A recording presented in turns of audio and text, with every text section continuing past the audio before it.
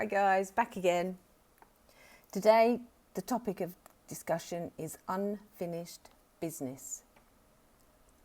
And when we talk about unfinished business, it's anything that you feel where there has been things left unsaid or undone, things you perhaps would like to say but haven't had the courage to say, anger, resentment, things that you're feeling perhaps that still impact on you today. Now they can be big things and they can be very small things.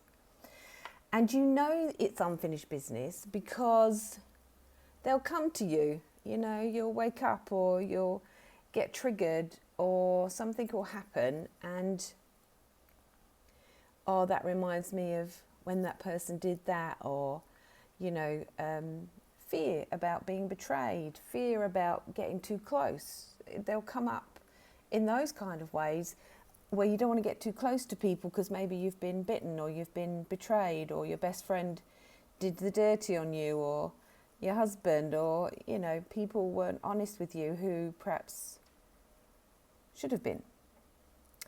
And so unfinished business is something that I think a lot of people don't realise impacts them on a day-to-day basis, but they just carry it around with them like weight, you know, like a rucksack full of pain, unprocessed pain, unprocessed feelings and memories, and they weigh us down.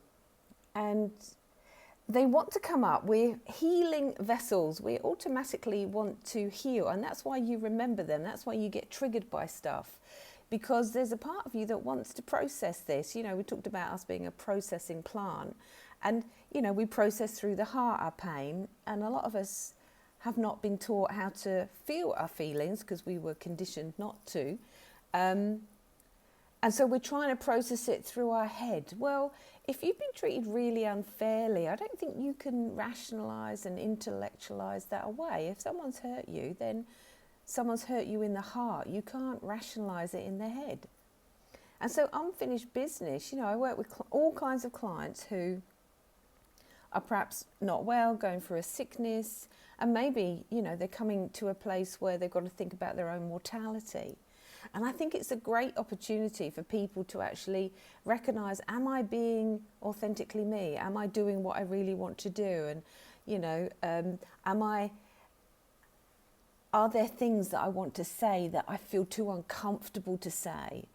And I know I talk about my experience when I had a partner who died when I was 19, and it impacted me to such a degree that it made me realise people aren't always going to be here all the time. And when he died, it was no one had ever died. I was 19. I was very blessed in the fact that no one had ever really died in my family or friends even.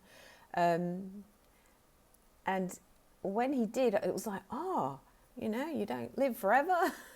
My naive 19-year-old brain. And I remember I went home and I told my family that I loved them. And it was so awkward because, you know, I'm from the UK and we don't really do that. And I remember thinking, though, it didn't matter that they were uncomfortable. And it was uncomfortable for me. It wasn't something I naturally went around doing. We weren't that kind of family. But I felt like I wanted to say it just in case. You know, like you're faced with your own mortality when someone dies. And I wanted to be a person that wasn't afraid to say what they really felt. Because I think that is a life filled with regret. I never told that person how much they meant to me. I never said, I love you. I never did and said all these things. And, you know, say them in the living years, as the song goes. And so I wanted to be a person that wasn't driven around by the fear of feeling uncomfortable. And it changed me in such a deep and profound way. And I often look back and think I wouldn't be who I am without having had that experience. And so as hard as it was, you know, for his family especially, it woke me up to a few things. And it helped me understand that actually I get to choose, I get to decide, and just because I hadn't been taught to actually speak like that, like authentically, vulnerably, it takes a lot of courage because it causes a lot of uncomfortable feelings, especially if never anyone has ever said, you know, I really love you and I appreciate you, back in the day, people just didn't do those kind of things. Well, people in my world didn't. And so it was a different way of behaving and acting. And so to live with no regret, that's what I often think what I'm helping people do is, no regrets. And it's little things. It can be little things that you might regret. And when you work with people that are perhaps at the end of their lives, are old or they're sick, you get to hear. So what are the things you wish you'd done that you hadn't? And it's a reminiscing time. And so unfinished business, I think, is huge. It's huge for a lot of people. And I think a lot of people that come in and have therapy or seek out therapy, sometimes there is this unresolved, unfinished, if you've split with a partner and you're still harbouring a lot of anger and resentment and feel like you've been treated very unfairly, that will stay in your system until you process it. And you cannot process it through the head. You can tell as many people as you want what a piece of crap they were, but until you process that pain through your heart, it will still. And people get very fed up of hearing the same story, don't they? And it's like, oh, here we go again, here he goes moaning about her, or here she goes moaning about him.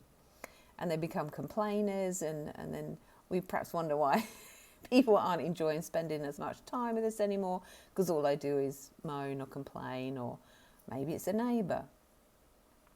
And we give our power away. And so unfinished business is also about giving your power away, like taking back the power, choosing, which is agency, self-efficacy. You get to choose what your life is, not life gets to choose what your life is. And so unfinished business, how do we work with that? Well, first we recognise there's unfinished business. First we sort of say, oh, actually there's this thing that keeps going around in my head like a washing machine.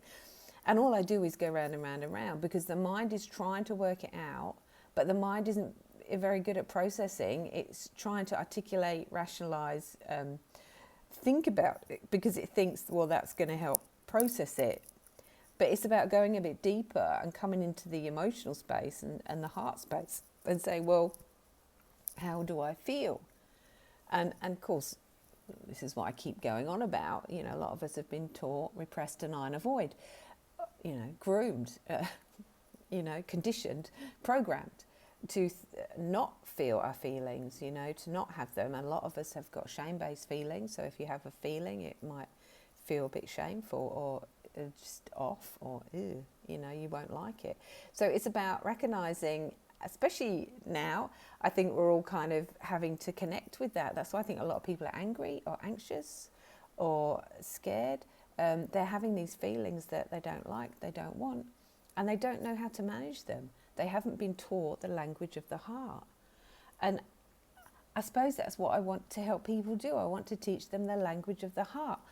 Not so you get all caught up in it, it's a bit like the mind, but so you can acknowledge it and validate it and hold it gently and tenderly.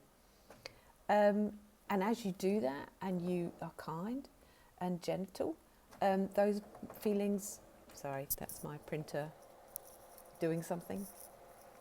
So you can actually process it through the emotional space.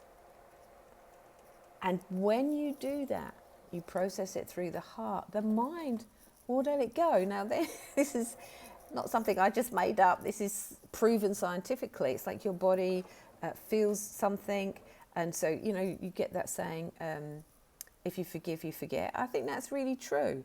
Because when you forgive an emotion, and what I mean by that is if you say, I'm going to give up my right to punish that person for doing that to me.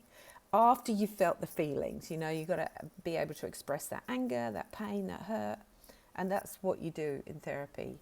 And so you acknowledge it, give yourself that day in court, if that's the case. You articulate it. Now in the room, I would do an empty chair thing, a Gestalt intervention, where you get to write down what you want to say. You get to play the blame game, once and once only. So you put it all on paper. I give people sheets to help them write that, play the blame game, then they sort of take responsibility for it. We put that person in the chair, and we have our day in court and we hear back from that person what you needed to hear, because your body won't know, they weren't in the room. And now, obviously, this is hard to do, especially if someone was very abusive, but I'm telling you, it is the most powerful work you can do. I've worked with so many people, and I've done it with so many people, and I'm telling you, they're like, oh yeah, after we did that bit of work, I just didn't even think about them anymore. And so when the body heals from it, the mind will put it in long-term memory, and it won't be always at the front of your mind. And so it can be dealt with. You can move through it. You can be free from it. You can put that heavy weight down. But first of all, it's about recognizing, have you got unfinished business? And the trouble is, people go, oh, it happened years ago. So what? Your body is a great, it doesn't believe in time. Your body's like, no, I feel it now. Now it might have happened 50 years ago, 30 years ago. Maybe it's something that happened then. One thing, it could be one small thing. One person said one thing to you about something, or did one thing to you. And it can still be impacting you years later, because your body holds the score, and your body is kind of trying to help you heal. And so it often will bring it back to your mind as a way of telling you, you have to deal with this. You have to deal with this. Come on, stop running. Start facing the fear. Be courageous, be brave. So unfinished business. Yeah, it's important, you know. Be kind to yourself, because that's what you're going to do when you face this and you find someone that you can face it with.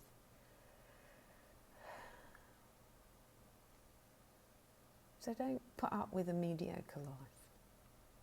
Life's too short. I'm convinced that's why a lot of people are so addicted to doing stuff.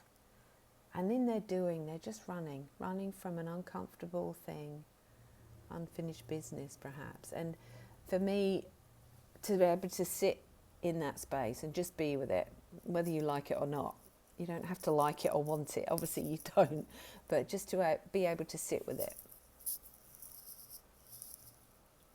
is the key to freedom. I really believe that.